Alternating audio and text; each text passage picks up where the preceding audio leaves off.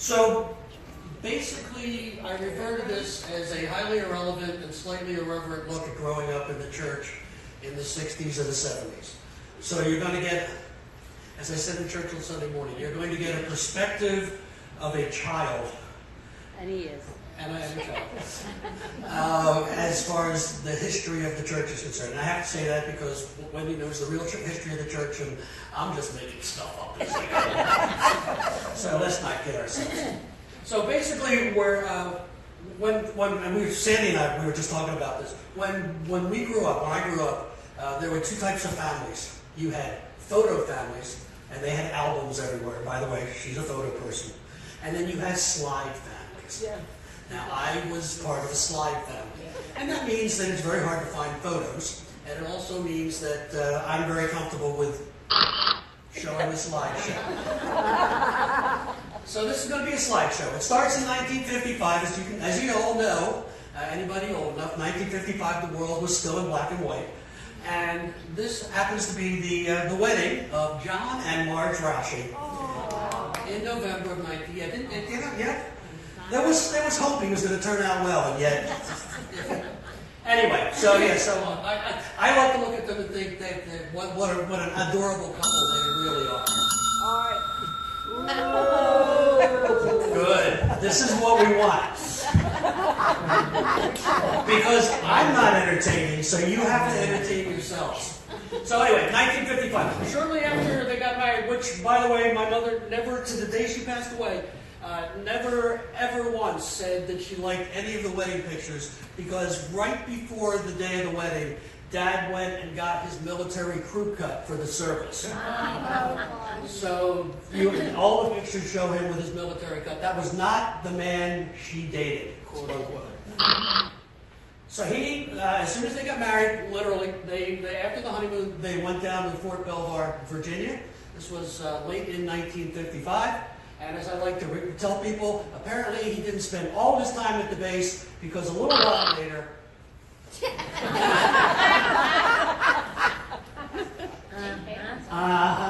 So it's 1956.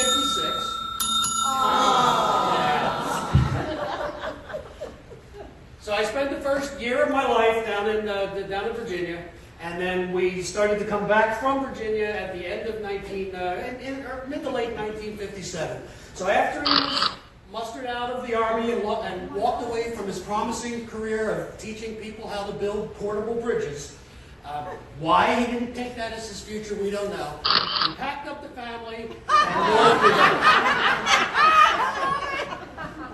Now, I know Mom, I know Dad, obviously I know me. We have no idea who the blonde was. And we don't ask, we don't tell. That's bad, we have no idea. So we then moved on and we settled in for the suburban dream in Warminster, Pennsylvania. And later that year, we started coming to the church.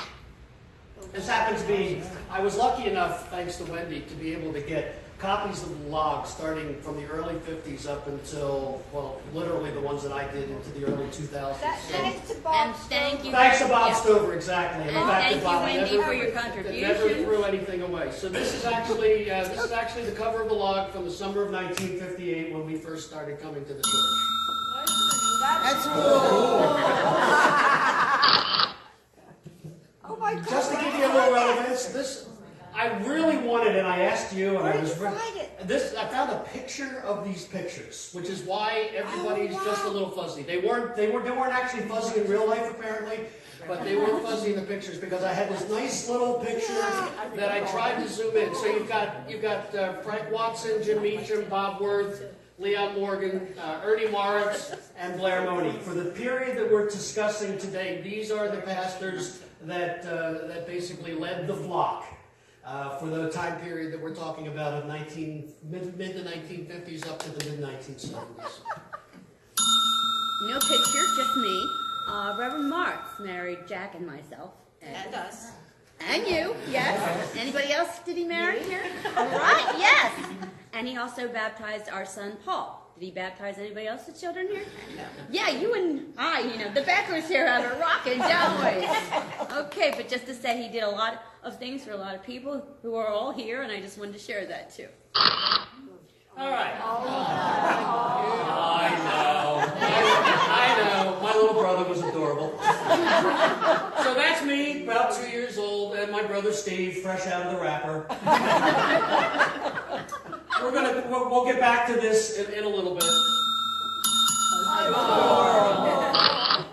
But first, I want to give a little bit of pictorials of the church. So this is the church, how it looked up until, I guess, right around the mid-1970s when they connected. 1970s. Yeah, when they connected the Sunday school wing Yes. to the sanctuary. So this was the church. look at This is the church while I was growing up. So That's the church I basically, remember when I was a child. if you want to get an idea, Terry and I sit on that porch every Sunday morning because it's now undercover. Right.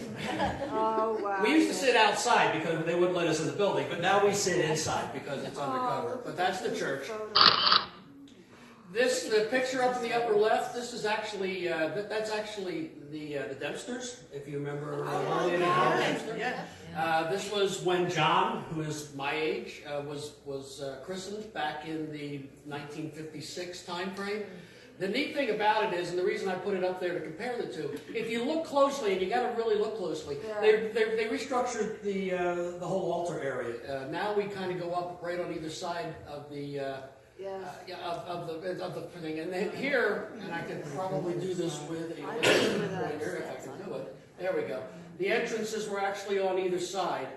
And you can see the lights that are underneath the porch, and you can also see the candelabras that are garishly posted up there as well. So that was a little bit different structure than what we have today. Notice the stained glass window is fully uncovered. Right. Mm-hmm.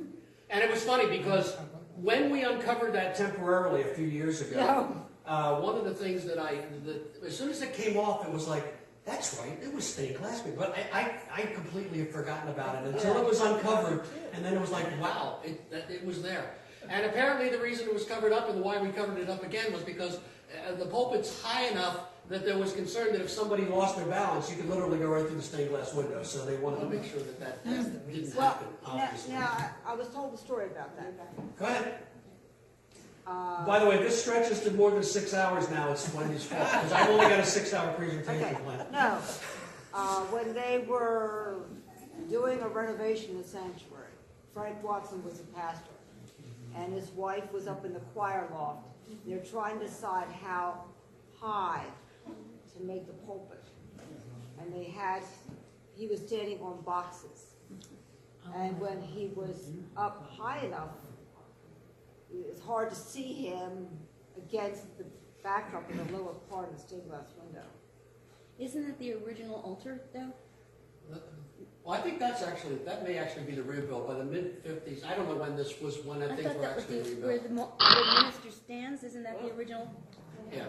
one from the I original don't church? know. I don't know, and I'm not sure. And this is these are the kind of things that I'd like Look to at try to that. figure out. Man with the So last this Howard. again, this is the John Dempster's baptism, and that's the entire Dempster family standing out front. But the reason for the picture is the shed, where our Sunday school building is now. So originally there were horses in there. I guess they would put cars in there at that point. You can also see the old auditorium, which I'll talk about, and then the auditorium that we're in right now. So that was what it looked like before the wing went up. And I believe the stone for that wing says something around 1955 or 56, but it took a little bit of time to get it built. So until then, that garage stayed up as best I'm told. So here's the view. This is actually right around the time that the construction started to connect the two buildings, but this is a nice view of the old auditorium. Oh, yes. And I wanted to make sure that everybody could see it. And somebody asked me the question, where did all the stained glass that was in the old auditorium go? And I have no idea. I don't know either. Yeah. Yes? A lot of the stained glass, some of the people, Carolyn Dietrich is the one that I knew most, they made things out of stained glass and they sold them. And I have about 6 pieces. One is of the chapel.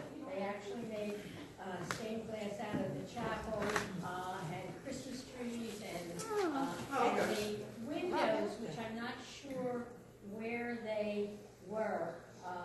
Deanna Finch Cohen bought them, and they're in her den. Oh, cool. Well, thank you. Well, anyway, the old auditorium, at least at the time, by the time I was here, was pretty much the domain of the church choir. That was where they practiced, that's where they had their robes, that's where all their stuff was. He also made Wow. danger scenes and Oh, that's right. angels and wise men. I was Wow. And so do I. And a side story, and I know you've got a time. Oh, I got all day. I got choir at 7:30, 7 o'clock, that's it, and I'm already here. Carolyn made 2 sets, one for herself and one for the church.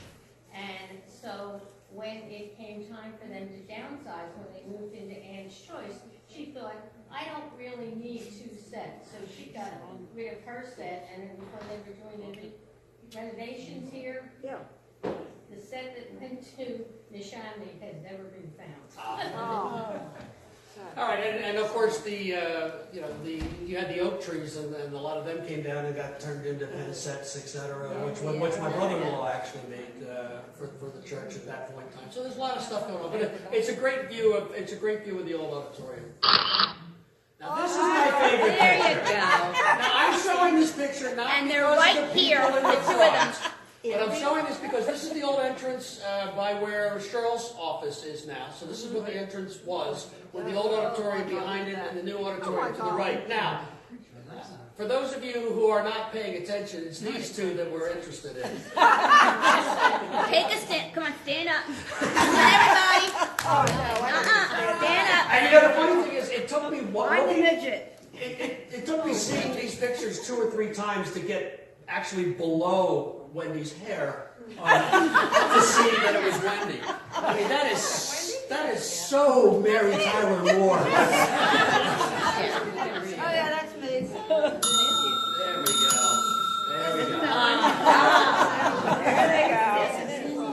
Now, the other funny thing is, when growing up, I had no idea that we had actually had a program where we brought cadets down from West Point. Frank Watson, I think you were telling me. Frank Right. Watson did that. However, the teenage girls at the time knew all about the program. Yes, we So apparently 12-year-old boys could care less about it. Oh, my God. But the girls, on the other hand, they knew all about the cadet program. But it just was fun to be able to put that picture up there, and I'm glad they're both here. Well, if you had any influence on your parents, you had them stay overnight at your house. All right, so moving back to the auditorium, I got to basically tell you a little story. Dad's here now, so I can embarrass him in person. This is you don't have to turn around, because this is what our auditorium looks like today. However, before the latest renovation to the auditorium, there was actually a window up in the upper area there. Full-blown window that opened up.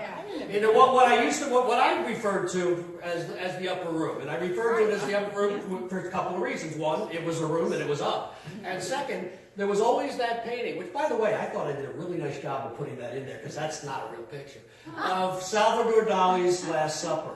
I don't know whether it's still up. Is it still up there? Because it was always up there when I was growing up. So that's why we always referred to it as the upper room. Well, back in the 50s, when my mother and father got volunteered into doing the junior high, senior high program, they would meet down here. And it was the 50s, it was a different time, so of course putting the 4-year-old up in the room with the 2-year-old and leaving them on their own was perfectly acceptable. I was a very mature 4-year-old. But I was a very mature 4-year-old too, so I could be trusted. So they were down here one day and doing the program with the kids, and then all of a sudden, who appeared in the window? Now, Mom and Dad were both down in the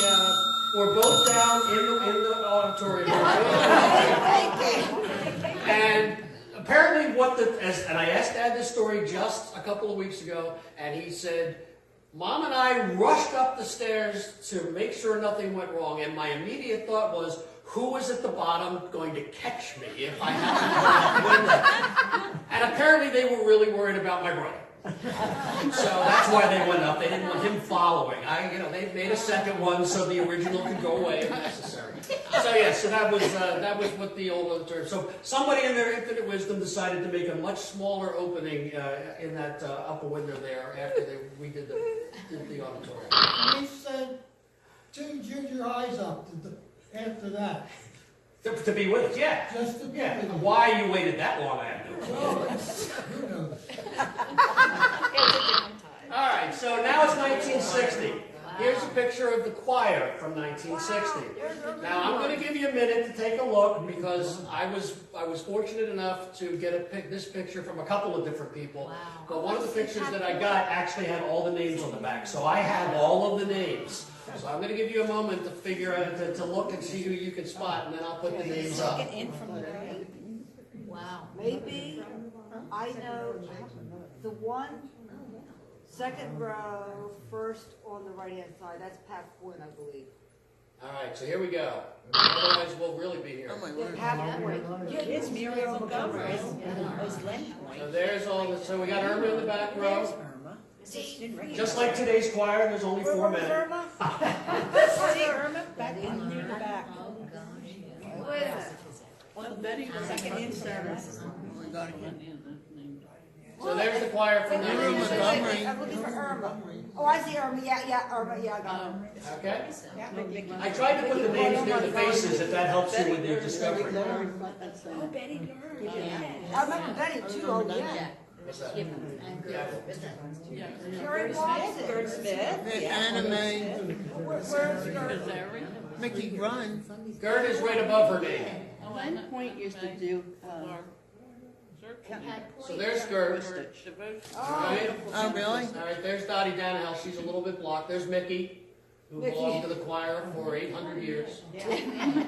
And Muriel was still in the choir when I joined. Yes. That was in the 80s, so she was still there at that point. Betty came back to the choir for the last... Betty Learn was our neighbor. Yeah, and she was our next door neighbor at one point as Yeah. well. So sweetest lady you'd ever want to Oh, meet. she was. So, okay, moving right along. So, now I got to look at my script.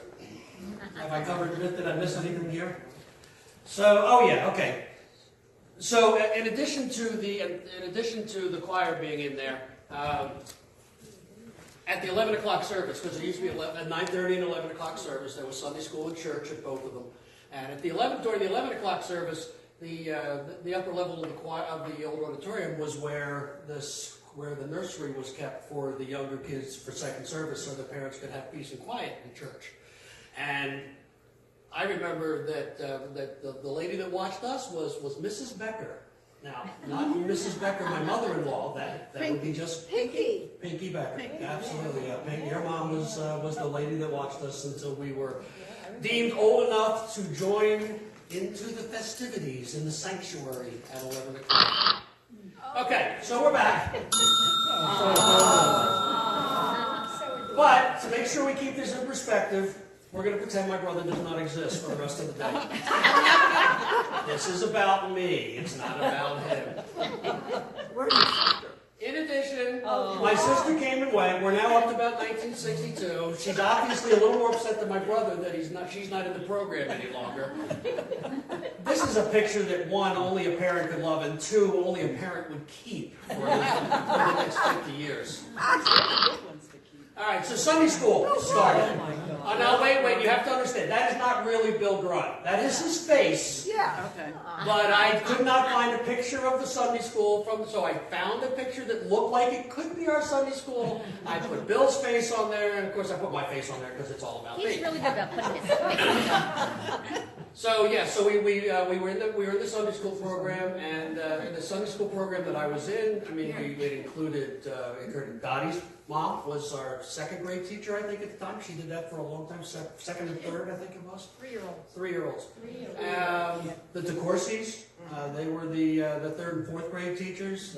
The Ramseys, Edith and Herb Ramsey ran in the auditorium here, around the 5th and 6th grade. Do you have a picture of the auditorium with the maroon drapes? They're coming. Spoiler alert! So, what did you go to Sunday school for? Well, first thing Sunday school was important was taking attendance. I don't know why we took attendance every Sunday, but we had a superintendent Sunday schools back in the day, and I'm sure that it was really important that you took attendance, and I'm sure those records are somewhere protected in a safe, in a hermetically sealed box, so that for thousands of years from now, people will know that I attended attended third grade in 1964. One of the things that we did in Sunday school, we memorized stuff. Everybody remember memorizing stuff? The books of the Bible, the 10 Commandments, the Lord's Prayer, all that, the 23rd Psalm, we had to memorize all of that stuff. And what was the motivating factor for memorizing stuff? Gold stars. You had to get gold stars. The more gold stars you could get, the better Sunday school was for you. So we lived for gold stars. Okay, now I got to look at my script again because I have no idea why I put this blank slide up here again. I don't have it with me. So, okay, yes. So now we're old enough to go to Sunday school. So we're now old enough to go to church. So my parents again taught. Dad was a Sunday school teacher. Mom ran the cradle roll. Remember the cradle roll? Yeah. She ran or co-ran that. I think Lillian Dempster basically was the other one that she co-ran that with. But they went and they got involved at 9:30. We went to Sunday school at 9:30. So at 11 we had to go to church because they went to church. Now I didn't realize at the time the sacrifice that they made. I mean, you know the Presbyterian motto, come early and get the best seats in the back of the building. We did not sit in the back of the building. And that was, we just assumed that, everybody came to church to sit in the front because we sat in the front row. Now, the beauty of church back in those days versus the way it's set up right now is there at least is a barrier in the first pew so you couldn't see, the minister couldn't see my brother and I fidgeting in the pews, which we did. Now, Mom and Dad had things that they did to try to keep us from fidgeting. Sitting in the front row was one of those things. The reason that we sat in the front row was so that the eye of the minister would be kept on us and we would behave better if Reverend Worth was looking at us. Now, they thought it was Reverend Worth that kept us in line, if we were even kept in line. But truth be told, there was another one that kept us in line.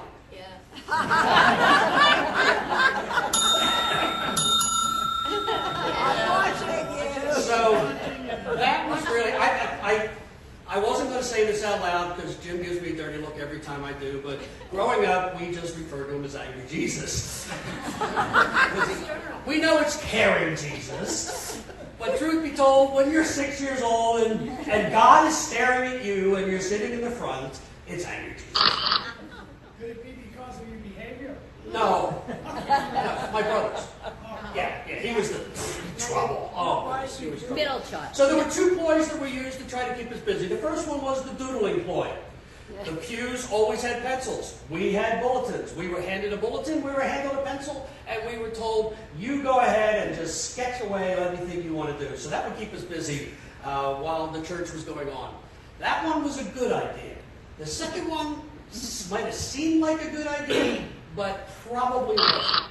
And that was, let's give your kid lifesavers. Help yourself. Help yourself. That's why they're here. The problem with the lifesavers was the fact that we did not actually, take them all the way down. We would actually start crunching on them. Yeah, I couldn't get a louder crunching noise. I tried to use explosions once, but it didn't work. There you go. There we go. So, we stayed in church for a while. And then eventually we got old enough and things moved on and Mom and Dad got to move back to the back of the church with all the good Presbyterians so that they felt once again like they were part of God's flock. Okay. I'm going to kind of move to some of the events, some of the stuff that happened while, that were church. I refer to them as church adjacent. They were attached to the church, but they were kind of, and one of those things was before the youth spaghetti dinner, before the Women's Association spaghetti dinner, before the New Coalition spaghetti dinners, there was the ham supper, and that's what we're talking about here. Now, I remember the ham supper for a couple of reasons, but mostly I remember the ham supper because you'd arrive and you wouldn't be able to go in immediately because they were seating people from 4:30 in the afternoon till 7:30 at night. There were hundreds of people that came through here. It was just one of those things. So they had to set up a waiting room. And in the waiting room was a giant console color television. You were supposed to show this with the hand, not the TV. My bad. So the color TV was awesome enough, but it seemed like every year, every year we'd show up for the ham supper, on the TV, they would have The thrill of victory and the agony of defeat. Wide World of Sports. More important than that was, and again, these are the mad renderings of an 8-year-old. It seemed to me like every year Wide World of Sports would always be showing the Acapulco cliff diving. So that was what we did. So you come to the ham supper. Now the Clipper Club wasn't just for the ham supper. It was a married couples club where you would come out and do fun social events. And as I was looking through logs, I saw my parents running it for years, and I saw all kinds of different people running it over the course of time. But one of the things that they were known for at the time was they would decorate the sanctuary at Christmas time, and they'd also decorate the live Christmas tree that we would bring in here and pray we didn't burn the building to the ground, and that would be set up in the corner. That brings me to this picture. The curtains. There's your curtains. Oh, There they are. So every year the Clipper Club would decorate the tree. Now my favorite part of this is, if you look carefully at this picture, I believe that's Finley Walker standing at the bottom there. You've got the Kennedys. The one I feel for is the guy at the top of, and I remember that stepladder. If you remember that stepladder was probably 800 years old when it was new. And it was one of the wobbliest stepladders. And here he is, he's standing at the top, he's reaching, there's nobody even paying any attention to the guy 20 feet in the air. Finley Walker was a doctor. All I can figure is he said, if he falls, I can heal him. But can you dig the groovy curtains? Yeah, I love the curtains. Remember that's, those? Yeah, that's what I really love about this picture is the curtains that used to be up there. And have again, one of those things that as soon as I saw it, I said, I remember those curtains. But do you have any other picture of the auditorium? There used to be a curtain dividing the auditorium into half. No, I don't have that. You don't have that? I don't have You're that. going before us. Before me, at least. Oh, that was ugly. As versus that curtain, which wasn't. All right, another thing that the church did every year was the lawn services. Oh, Yes. yeah. All right, now this happens to be, if you want to, and it's a little hard to read, as we referred to it when I put these kind of charts up at work. It's an eye chart. But this is a list of the special speakers and the special music that we had at the lawn services back in 1958. Now the reason I put the picture up is we used to actually set up right down here near the creek. There was a stage that was built down there. They'd bring chairs down, and there would be services on Sunday evenings during June and July where they'd bring in special speakers and music programs, etc. So that was another church-adjacent activity that was part of my growing up. So I'm going to kind of get into this a little bit. Dad was superintendent of schools. Of Sunday schools. He took his job very seriously. Apparently, he was ordained or indoctrinated or I don't know what, but he was very serious about superintending schools. So one year we had a snowstorm that looked a lot like this. And Dad decided, it was Sunday morning, he had to be at Sunday school. He was superintendent of Sunday schools. Oh, my God. So I got in the car, Steve got in the car, and we went to Sunday school. Lisa and my mother stayed home. They got here. We got here. The minister who lived in the building next door did not make it to church that day. But we were here. That's the parking lot. All right, maybe not so much. It wasn't that. Let's just say we never, ever let Dad forget. There's one more. Hang on. This is good, too. Justin, you can't move that thing. So yes, those are the childhood memories of coming to Sunday school.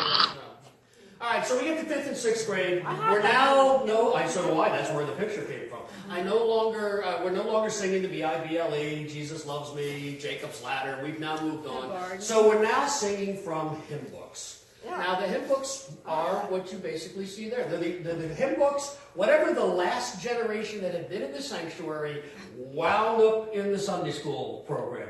So we had these. So we had hymns. We had hymns, God of Our Fathers, The Old Rugged Cross, I Come to the Garden, all of those. I'd like to say, Mark mentions that all music at one point was contemporary. The songs we sang were contemporary in about 1882.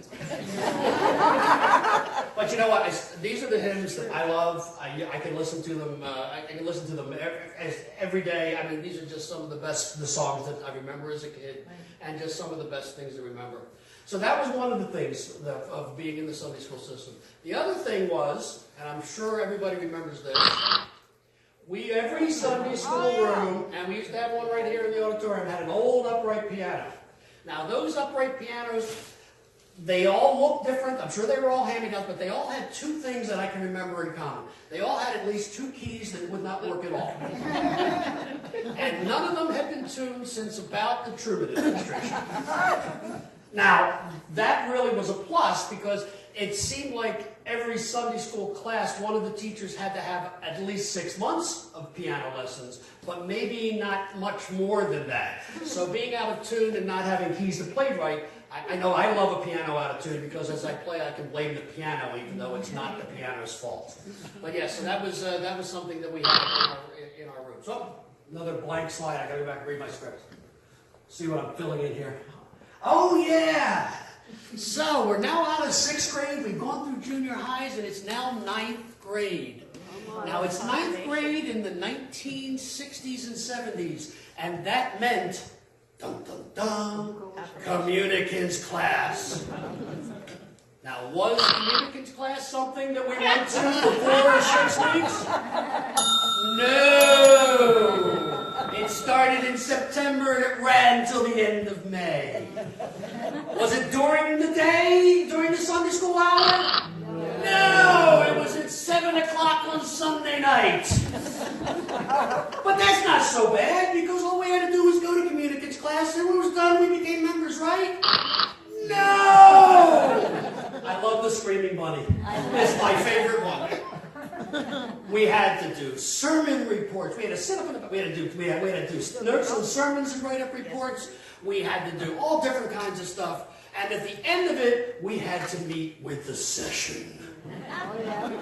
Now, I will tell you that one of my favorite delights after I show you this next picture, but when I went through communicants class and I met with session, the person I got to sit across the table from was...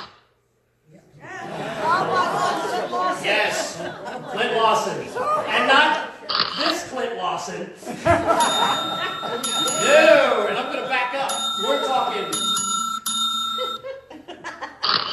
this Clint Lawson.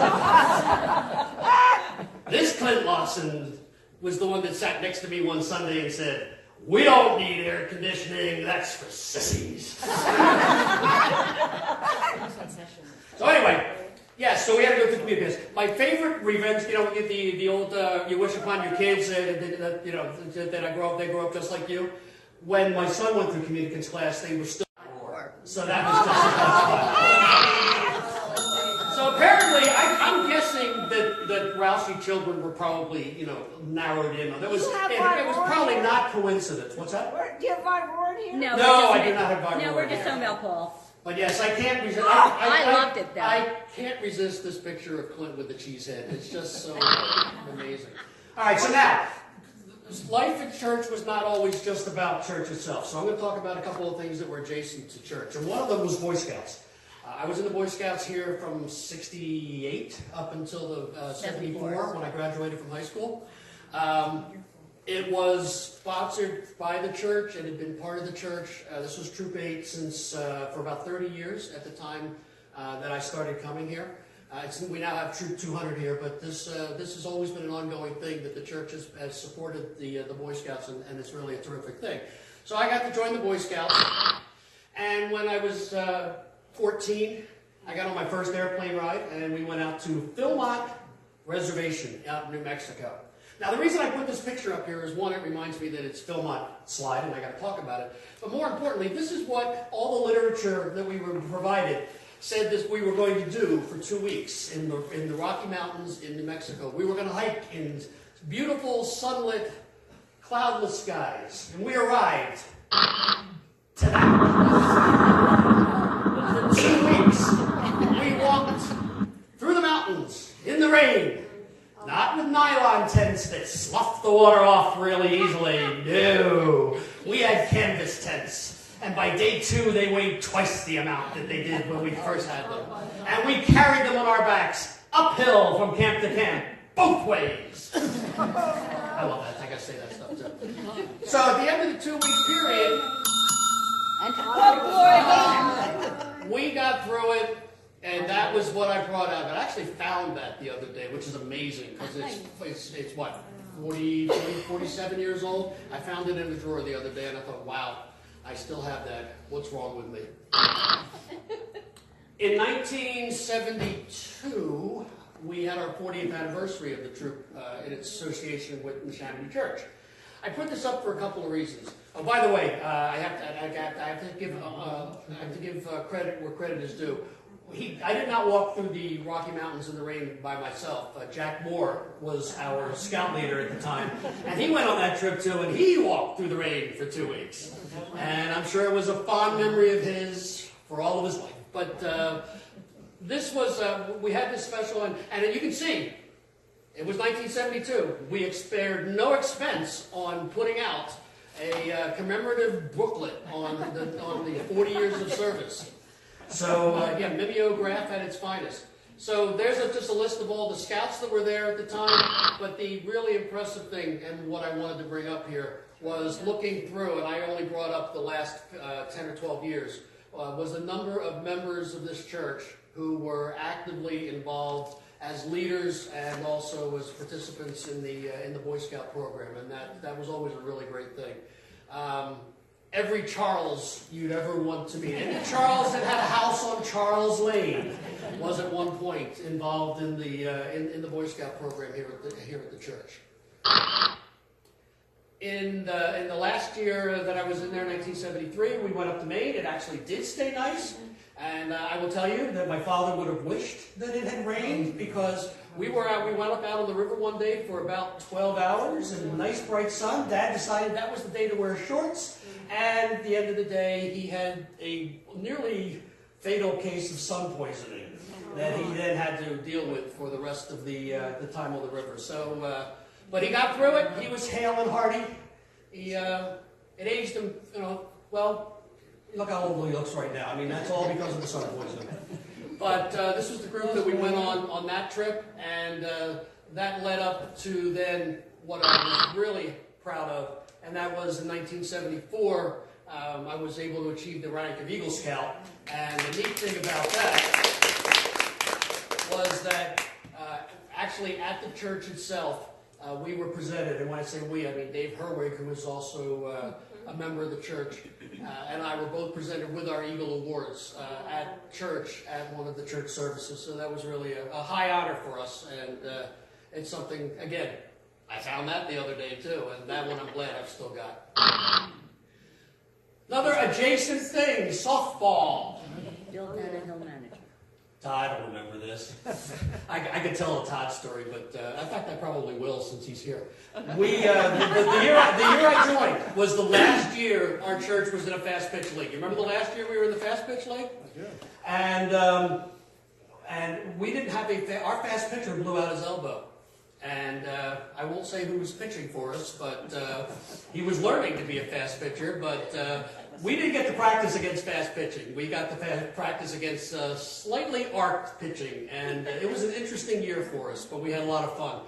The neat thing about this was Bill Danahill was the coach, and just an absolutely terrific guy. And he did something that really stuck with me, and he made sure that even though I was barely 16 at the time we joined, and we were talking about, it was a men's league.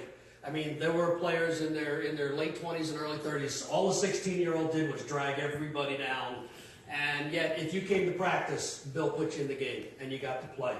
And because of that, I think, was the reason why I was able to, really was motivated to stick with the league. And between playing and umpiring and sometimes doing both in the same season, I was able to be part of the church's softball team for pretty much the next 40 straight years, and it was a lot of fun. So it is something that we miss a little bit around here, but I think it's nice to know that we had that part of our lives growing up as well.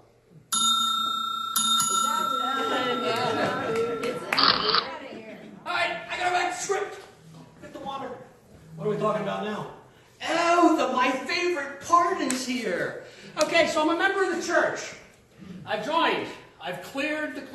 wasn't hurdle. I am now doing what every good new member of the church does. I drop out of everything.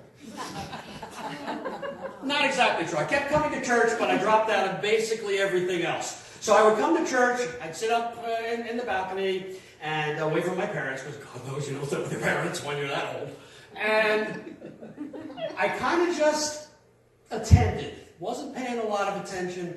And then one Sunday, the New Coalition, who sang every once in a while church, came in and they set up and they started singing, and there in the front row, Kathy Becker. I have to meet Kathy Becker. Mom, you took that. She is adorable. I want to meet Kathy Becker. So, I joined everything.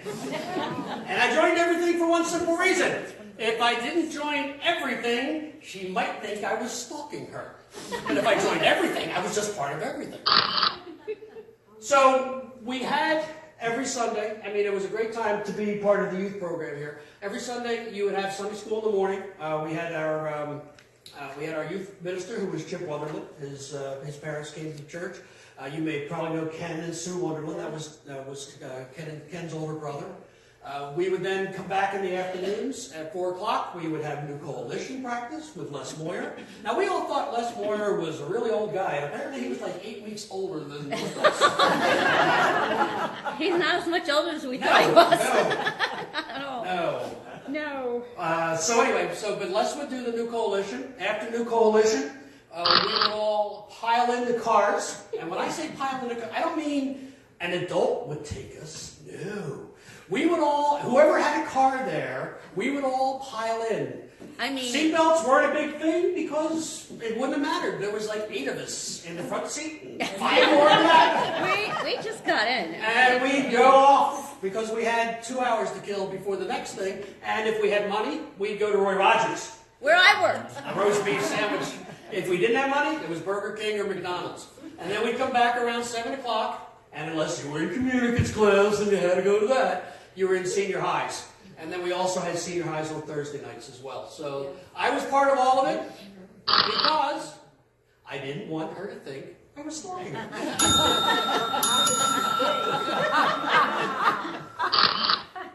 So you had to raise a lot of money. I did not get to go on the tour. We used to go on a tour every year with Coalition.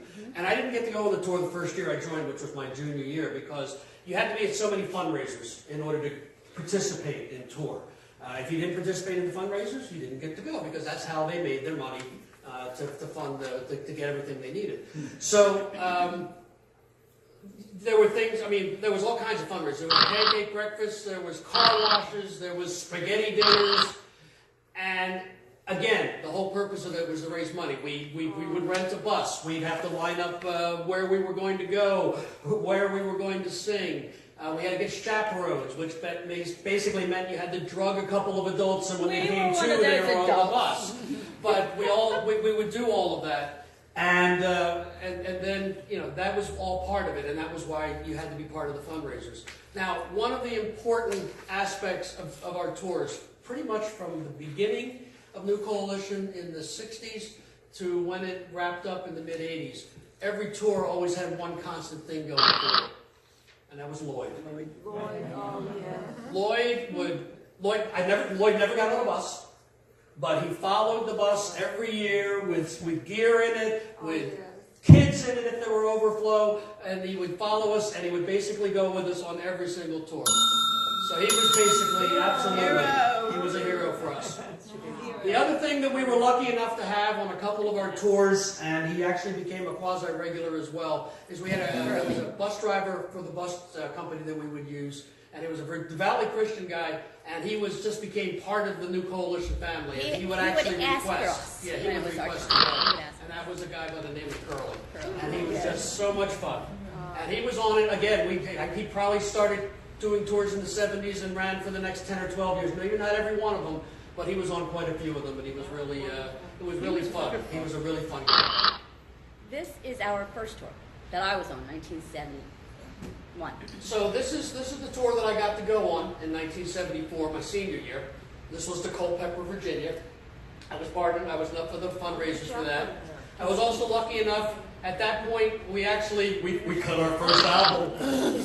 And it's There we go. Oh, yeah. Somehow, every copy of every Coalition album that's still around has wound up in my craft room because everybody says, "I got it. Would you like it?" And I never say no. So if you ever want to have a record or a cassette, there are no CDs. CDs were something you invested in for retirement. But CD, if you want a cassette or a record, they do have one of the Coalition albums. I think there's 3 of them, 4 of them, something like that. I have copies of all of them. Nothing. And that brings me to the end of 1974, when I graduated. And when I'm going to stop this material simply because it's now Friday afternoon and you probably all want to go home. There we go. There we go. Suffice it to say, even though a year later we did manage to get married, I got the girl, so the stalking really worked. Well, don't you hate that? Every time I do a slide presentation, there's always one slide that's upside down. Let me fix it. There we go. So that's the end. We're still going here.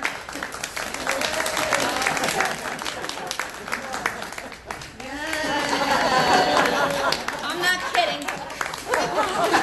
All right, so anyway, I answered questions, but you now know everything I know, so I don't have any questions. But I appreciate the opportunity to come out and talk, yes. Curly's full name was Curly B. Pleasant. There we go. Sure. And I'm just very happy that you didn't name me that.